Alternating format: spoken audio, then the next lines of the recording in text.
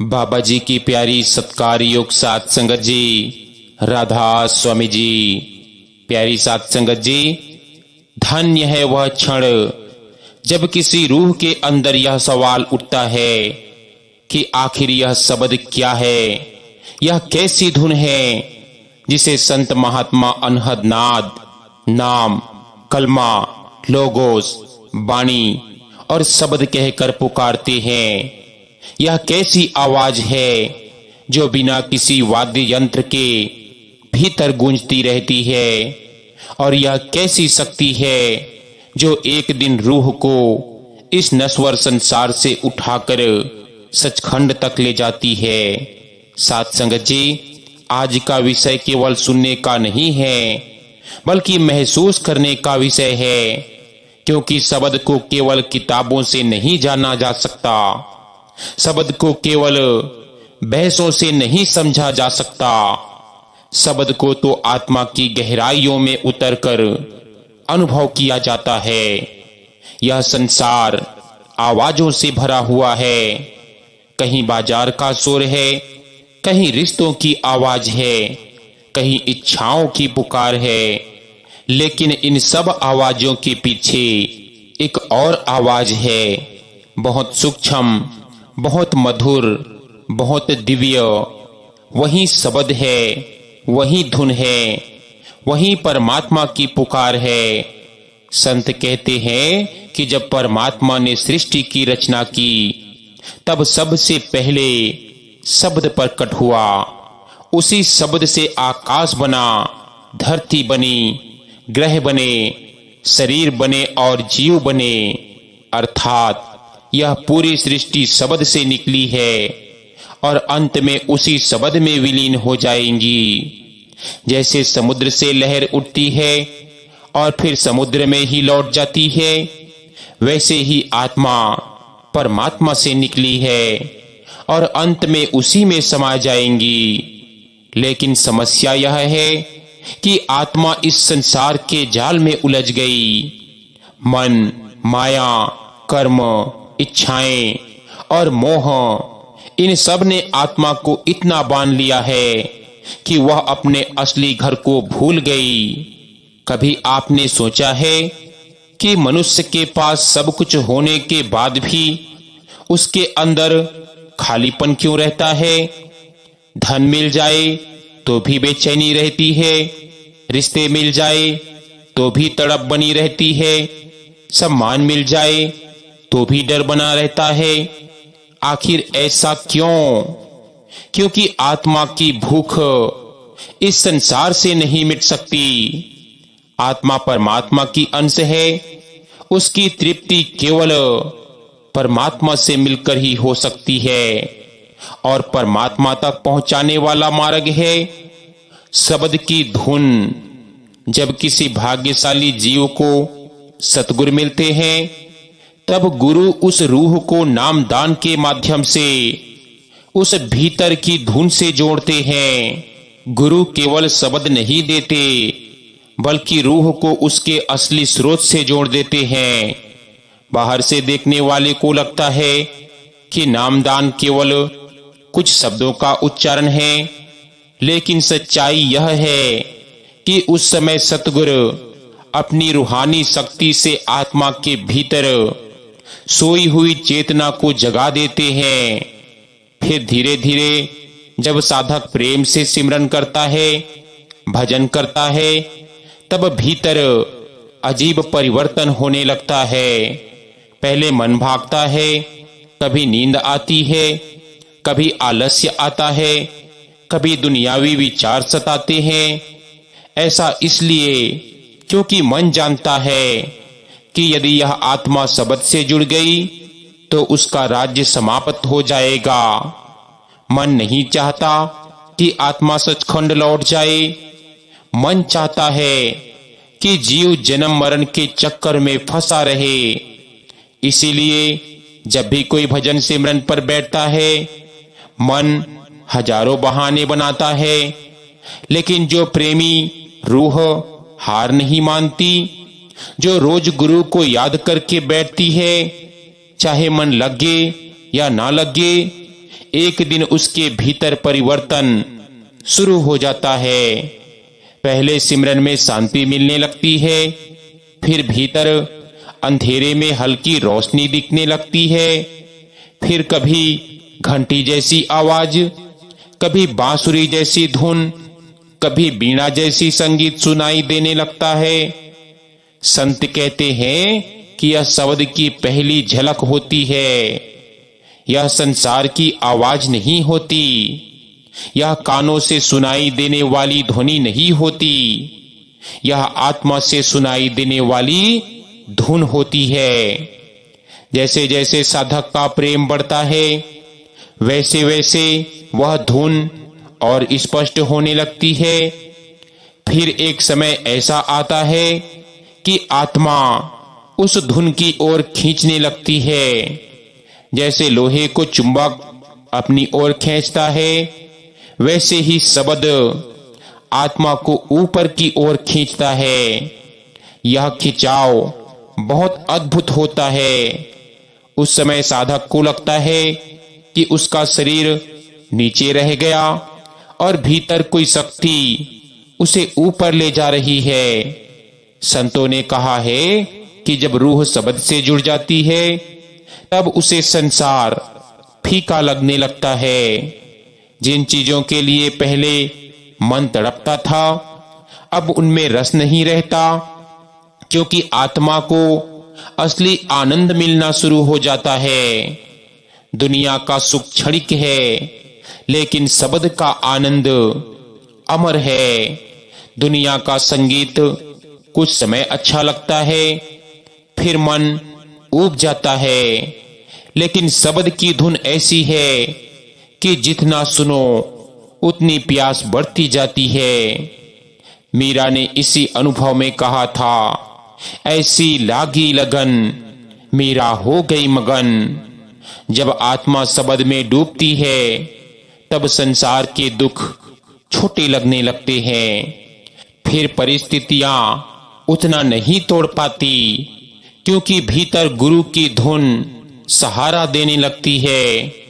कई बार साधक सोचता है कि मुझे भीतर कुछ सुनाई क्यों नहीं देता? क्या मेरी भक्ति कम है? क्या गुरु मुझसे नाराज हैं? नहीं संगत जी, ऐसा नहीं है। शब्द हमेशा भीतर गूंज रहा है, लेकिन हमारी सूरत बाहर बिखरी हुई है।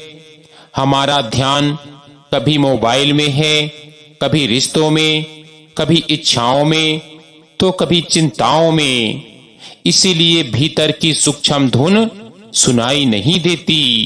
यदि किसी कमरे में बहुत शोर हो तो धीमी आवाज नहीं सुनाई देती। ठीक वैसे ही जब मन के विचार बहुत तेज होते हैं, तब शब्द की धुन छिप जाती है। इसीलिए संत बार बार कहते हैं कि सिमरन करो, क्योंकि सिमरन मन को शांत करता है। जब विचार शांत होते हैं, तब भीतर की धुन सुनाई देने लगती है। एक महापुरुष ने कहा था कि शब्द दूर नहीं है, तुम दूर हो। परमात्मा ने कभी दूरी नहीं बनाई, दूरी तो मन और माया ने बनाई है। जब कोई प्रेमी रोज नियम से भजन सिमरन करता है, तब धीरे धीरे उसकी सूरत ऊपर उठने लगती है। फिर एक दिन ऐसा आता है कि भजन बोझ नहीं लगता, बल्कि आत्मा की जरूरत बन जाता है। फिर साधक को भीतर बैठने की तड़प होने लगती है। जैसे मछली पानी के बिना तड़पती है, वैसे ही आत्मा शब्द के बिना बेचैन होने लगती है। और यही वह अवस्था है जहां से रूह की असली यात्रा शुरू होती है। संतों ने बताया है कि यह यात्रा शरीर के भीतर ही होती है। सचखंड कहीं आकाश में दूर नहीं है, उसके द्वार इसी शरीर के भीतर हैं। जब सूरत तीसरे तिल पर टिकती है, तब भीतर के द्वार खुलने लगते हैं। फिर शब्द की धुन आत्मा को एक लोक से दूसरे लोक की ओर ले जाती है। जैसे अंधेरी रात में कोई दीपक रास्ता दिखाता है, वैसे ही शब्द आत्मा का मार्गदर्शन करता है। यह धुन कभी घंटा बनती है, कभी शंख बनती है, कभी बांसुरी बनती है, कभी मधुर संगीत बन जाती है। हर लोक में शब्द का स्वर बदलता है, लेकिन उसका आकर्षण बढ़ता जाता है। जैसे जैसे आत्मा ऊपर उठती है, वैसे वैसे संसार के बंधन टूटते जाते हैं, कर्म कटने लगते हैं, भय समाप्त होने लगता है, मृत्यु का डर मिटने लगता है। फिर आत्मा को समझ आने लगता है कि असली घर यह संसार नहीं बल्कि सचखंड है। और जब रूह पूरी तरह से शब्दों में लीन हो जाती है, तब वह परमात्मा में समा जाती है। उसी अवस्था को संतों ने मुक्ति कहा है, उसी अवस्था को सचखंड पहुंचना कहा है, उसी अवस्था को परम शांति कहा है। साध संगत जी, जब कोई जीव इस संसार में जन्म लेता है, तब उसकी सूरत बाहर की दुनिया में फैल जाती है। आंखें रूपों में उलझ जाती है, कान आवाजों में, जीभ स्वाद में, और मन इच्छाओं में, और बुद्धि अहंकार में। धीरे धीरे आत्मा खुद को शरीर समझने लगती है, और यही सबसे बड़ा भ्रम है। संत कहते हैं कि आत्मा इस शरीर में कैदी बन गई है। जैसे कोई राजा भूल जाए कि वह राजा है और खुद को भिखारी समझने लगे, वैसे ही रूह अपनी असल पहचान भूल गई। लेकिन परमात्मा दयालु है, वह अपनी रूहों को यूं ही भटकता हुआ नहीं देख सकता। इसीलिए समय समय पर संत महात्मा इस धरती पर आते हैं। वे हमें याद दिलाते हैं कि हमारा असली घर यह संसार नहीं है। यह दुनिया तो केवल एक सराय है जहां कुछ समय रुकना है। सतगुरु जब किसी जीव पर दया करते हैं, तब उसे नाम की कमाई का मार्ग बताते हैं।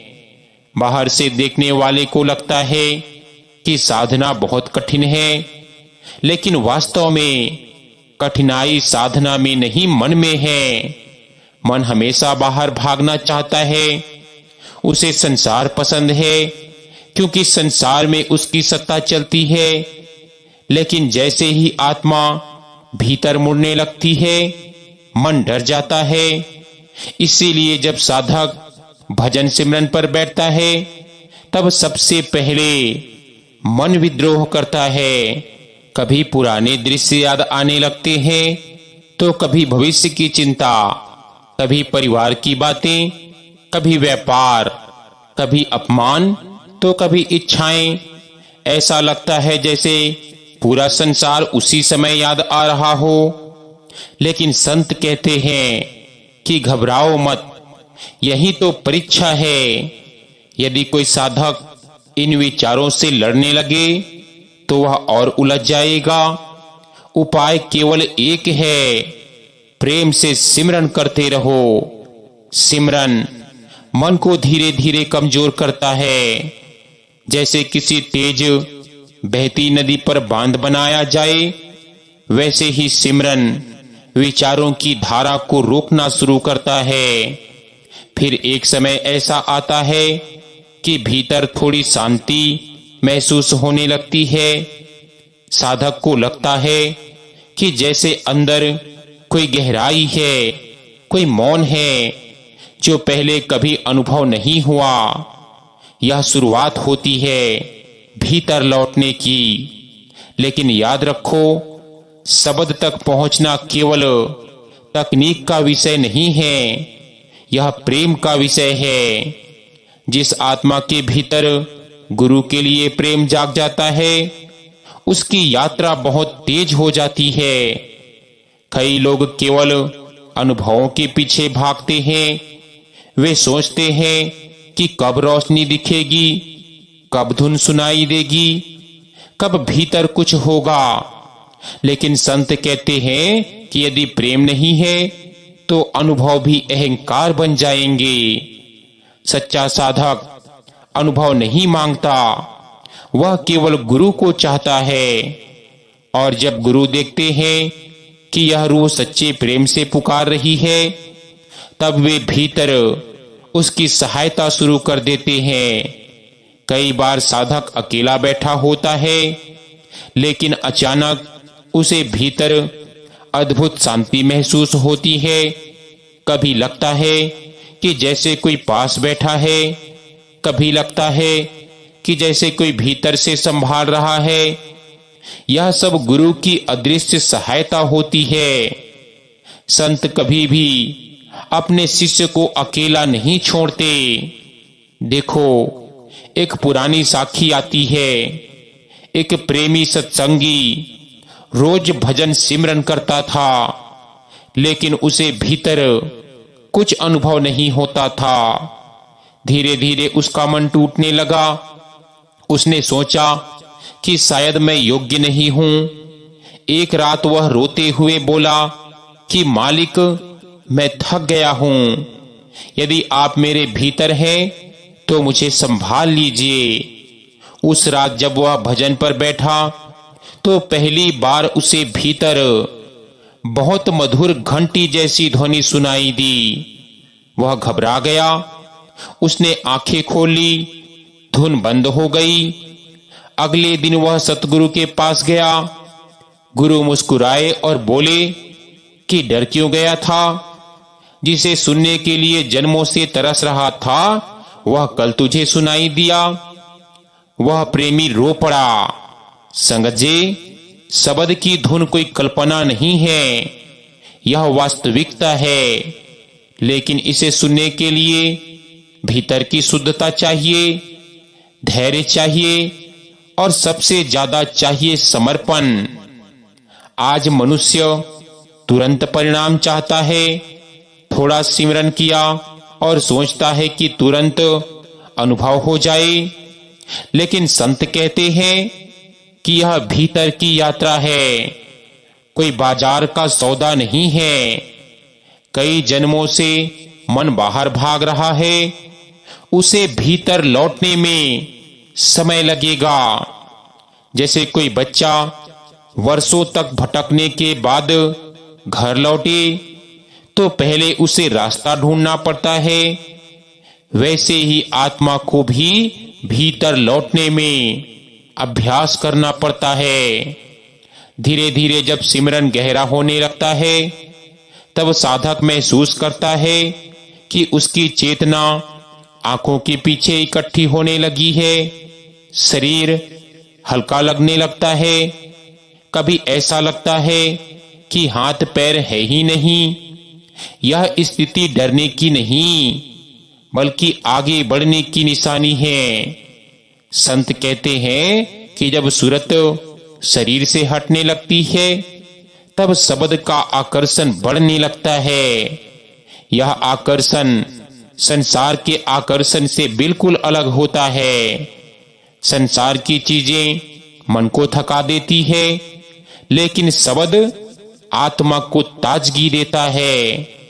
भजन में बैठा प्रेमी बाहर से शांत दिखाई देता है, लेकिन भीतर उसकी रूह एक अद्भुत यात्रा पर होती है। कभी ऐसा लगता है कि जैसे वह किसी सुरंग से गुजर रहा है।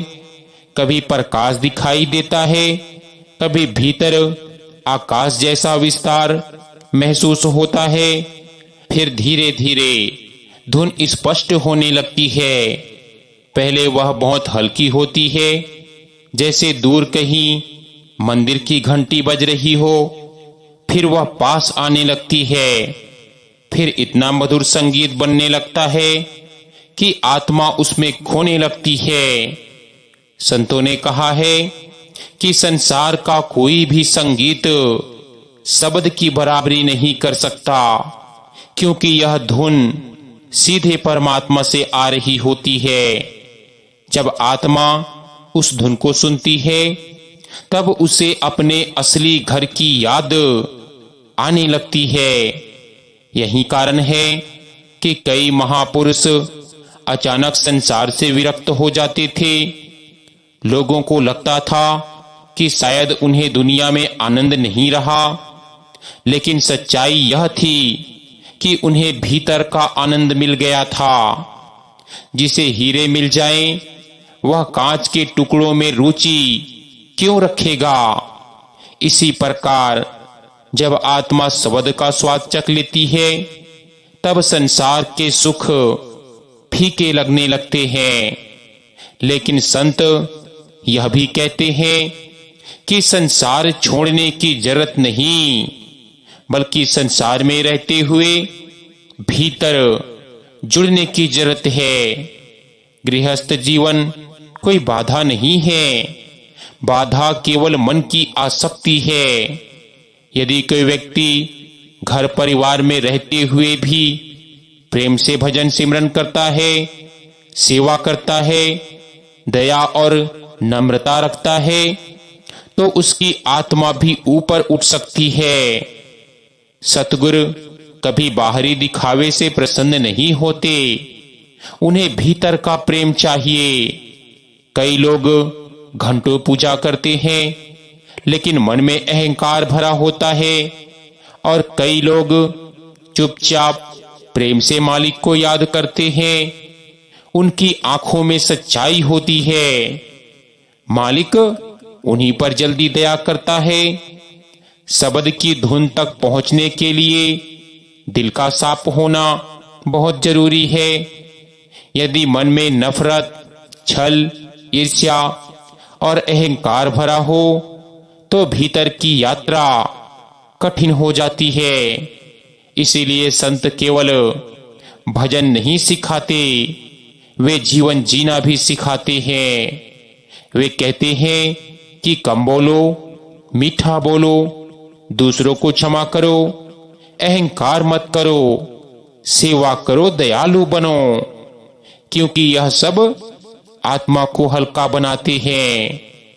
एक भारी पत्थर पानी पर नहीं तैर सकता, वैसे ही अहंकार से भरी आत्मा ऊपर नहीं उठ सकती। जैसे जैसे साधक नम्र होता जाता है, वैसे वैसे शब्द की पकड़ मजबूत होती जाती है। फिर एक समय ऐसा आता है कि भीतर बैठते ही धुन सुनाई देने लगती है। उस समय संसार की सारी चिंताएं कुछ देर के लिए समाप्त हो जाती है। भजन केवल अभ्यास नहीं रह जाता, बल्कि आत्मा की जरूरत बन जाता है। और फिर शब्द धीरे धीरे रूह को ऊपर के मंडलों की ओर खींचना शुरू कर देता है। आगे की कड़ी में हम समझेंगे कि आत्मा जब भीतर ऊपर उठती है, तब उसे कौन कौन से अनुभव होते हैं, विभिन्न मंडलों में शब्द की धुन कैसी होती है, और आखिर सचखंड की अवस्था कैसी बताई गई है। साथ संगत जी, अब हम इस सत्संग के अंतिम और सबसे गहरे भाग में प्रवेश कर रहे हैं। अभी तक हमने समझा कि शब्द क्या है, कैसे आत्मा उससे जुड़ती है, और कैसे भजन सिमरन के माध्यम से रूह भीतर की यात्रा शुरू करती है। अब आगे समझते हैं कि जब आत्मा सचमुच शब्द की धुन में डूबने लगती है, तब उसके भीतर क्या परिवर्तन होते हैं, और वह यात्रा आखिर सचखंड तक कैसे पहुंचती है। संत महात्मा कहते हैं कि यह मानव शरीर कोई साधारण शरीर नहीं है, यह परमात्मा तक पहुंचने का द्वार है। देवता भी इस शरीर को पाने की इच्छा करते हैं, क्योंकि इसी शरीर में बैठकर आत्मा शब्द से जुड़ सकती है। लेकिन अधिकतर लोग पूरी जिंदगी केवल शरीर की जरूरतों में ही उलझे रहते हैं। कोई धन जोड़ने में लगा है, कोई नाम कमाने में, कोई रिश्तों में, कोई इच्छाओं में, और धीरे धीरे जीवन समाप्त हो जाता है। फिर एक दिन मृत्यु सामने खड़ी हो जाती है। उस समय धन साथ नहीं जाता, रिश्तेदार साथ नहीं जाते, शरीर भी साथ नहीं जाता। यदि कुछ साथ जाता है तो वह केवल आत्मा की कमाई है। भजन, सिमरन, प्रेम और शब्द से जुड़ाव। संत कहते हैं कि मृत्यु वास्तव में अंत नहीं है। मृत्यु केवल शरीर बदलने का नाम है। लेकिन जिस आत्मा ने भीतर शब्द का सहारा पकड़ लिया, उसकी मृत्यु साधारण मृत्यु नहीं रहती। जब सामान्य व्यक्ति शरीर छोड़ता है, तब उसकी आत्मा कर्मों के अनुसार खींच जाती है। लेकिन जिसने शब्द की कमाई की होती है, उसकी रूह को स्वयं शब्द ऊपर उठाने लगता है। इसीलिए संत कहते हैं कि शब्द सबसे बड़ा सहारा है। यह संसार धोखा दे सकता है, मन भटका सकता है, माया गिरा सकती है, लेकिन शब्द कभी धोखा नहीं देता। जब साधक प्रेम से भजन करता है, तब धीरे धीरे उसकी आत्मा ऊपर के मंडलों का अनुभव करने लगती है। संतों ने बताया है कि जैसे जैसे आत्मा ऊपर उठती है, वैसे वैसे शब्द की धुन भी बदलती जाती है। नीचे के स्तरों पर घंटी, शंख, बांसुरी, बीड़ा जैसी ध्वनियां सुनाई देती है। फिर आगे जाकर ऐसी मधुरता प्रकट होती है जिसे शब्दों में व्यक्त नहीं किया जा सकता। वह संगीत संसार के किसी वाद्य जैसा नहीं होता। वह जीवित संगीत होता है। वह चेतना से भरा हुआ संगीत होता है। वह प्रेम से भरा हुआ संगीत होता है। जब आत्मा उस धुन को सुनती है, तब उसे ऐसा लगता है जैसे कोई उसे पुकार रहा है, जैसे कोई अपना उसे घर बुला रहा है। यही कारण है कि सच्चे प्रेमी साधक संसार में रहते हुए भी भीतर से अलग हो जाते हैं। वे भागते नहीं संसार से, लेकिन संसार उन्हें भीतर से बांध नहीं पाता। उनके चेहरे पर शांति आने लगती है, बोलने में मिठास आने लगती है, क्रोध कम होने लगता है, अहंकार टूटने लगता है, क्योंकि शब्द धीरे धीरे भीतर की गंदगी को साफ करने लगता है। जैसे बहता हुआ निर्मल जल गंदगी को बहा ले जाता है, वैसे ही शब्द की धुन मन के विकारों को धोने लगती है। लेकिन संगत जी, यहाँ एक बहुत महत्वपूर्ण बात समझने की है। कई लोग सोचते हैं कि भीतर प्रकाश देख लेना या कोई धुन सुन लेना ही अंतिम मंजिल है। नहीं, यह तो केवल शुरुआत है। संत कहते हैं कि रास्ते में अनेक अनुभव आते हैं, लेकिन यदि साधक अनुभव में ही अटक गया तो आगे नहीं बढ़ पाएगा। इसीलिए सच्चा प्रेमी अनुभवों से भी ऊपर उठकर केवल गुरु के चरणों में प्रेम रखता है। वह भीतर चाहे कुछ देखे या ना देखे, सुनाई दे या ना दे, वह रोज बैठता है, क्योंकि उसका उद्देश्य अनुभव नहीं बल्कि मिलन होता है। और जब ऐसी सच्ची तड़प पैदा हो जाती है, तब गुरु स्वयं भीतर आत्मा को संभाल लेते हैं। कई बार साधक को लगता है कि मैं तो बहुत कमजोर हूं, मुझसे भजन नहीं होता, मन बहुत भागता है।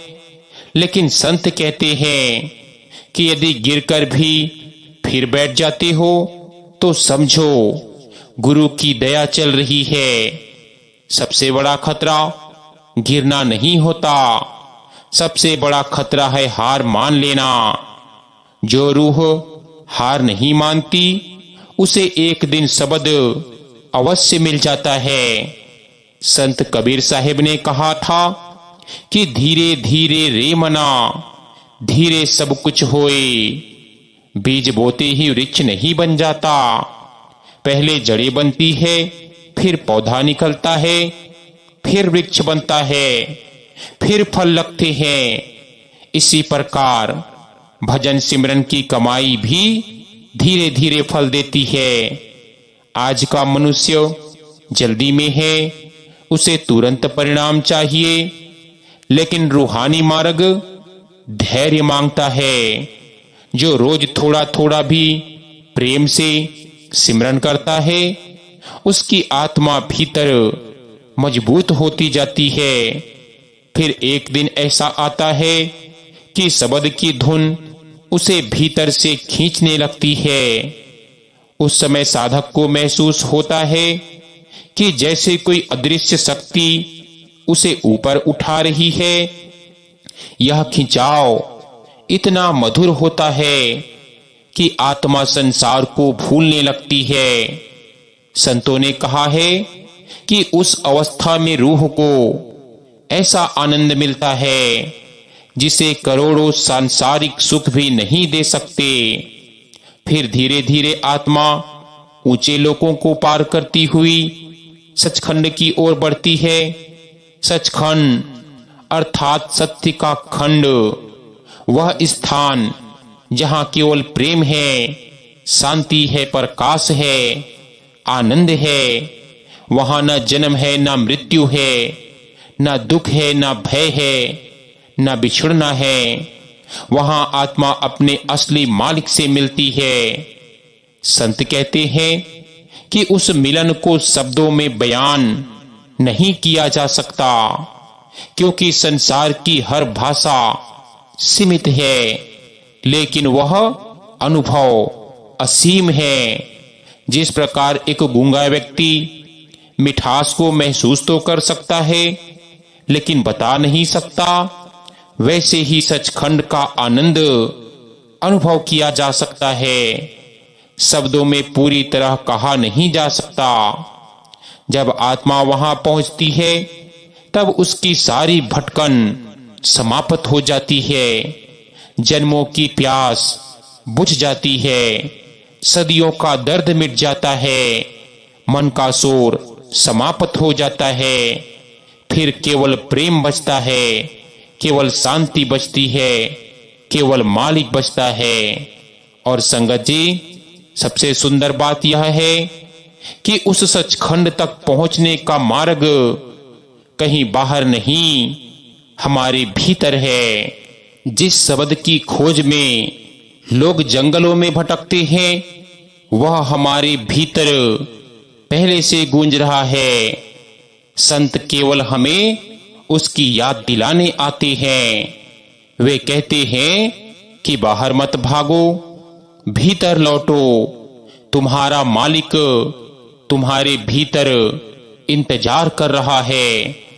लेकिन भीतर लौटने के लिए नियमित भजन सिमरन जरूरी है। कई लोग कहते हैं कि समय नहीं मिलता। संत कहते हैं कि जिस चीज को हम महत्व देते हैं, उसके लिए समय निकल ही आता है। मनुष्य घंटों मोबाइल चला सकता है, घंटों चिंता कर सकता है, घंटों संसार की बातें सोच सकता है, लेकिन जब भजन की बात आती है तो मन बहाने बनाने लगता है। क्यों? क्योंकि मन जानता है कि यदि आत्मा शब्द से जुड़ गई तो उसका खेल खत्म हो जाएगा। इसीलिए संतों ने कहा है कि मन से युद्ध मत करो, बस प्रेम से सिमरन करते रहो। धीरे धीरे शब्द की शक्ति स्वयं मन को शांत कर देगी। एक दिन वही मन जो भजन से भागता था, भजन में आनंद लेने लगेगा और फिर रूह की यात्रा तेज हो जाएगी। इसीलिए संगत जी, चाहे भीतर कुछ अनुभव हो या ना हो, चाहे मन लगे या ना लगे, चाहे परिस्थितियां कैसी भी हो, भजन सिमरन कभी मत छोड़ो, क्योंकि हर बार जब आप प्रेम से मालिक को याद करते हो, भीतर कुछ न कुछ अवश्य बदलता है।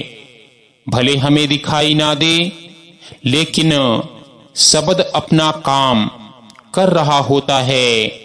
जैसे धरती के भीतर बीज चुपचाप अंकुरित होता रहता है, वैसे ही भजन की कमाई भीतर चुपचाप आत्मा को बदलती रहती है। और फिर एक दिन वही शब्द, वही धुन, वही नाम आत्मा का हाथ पकड़कर उसे इस संसार के अंधकार से निकालकर सचखंड की ओर ले जाता है। यही संतों का संदेश है, यही मानव जीवन का उद्देश्य है, यही सच्चा प्रेम है, यही असल मुक्ति है। हाँ जी, राधा स्वामी जी।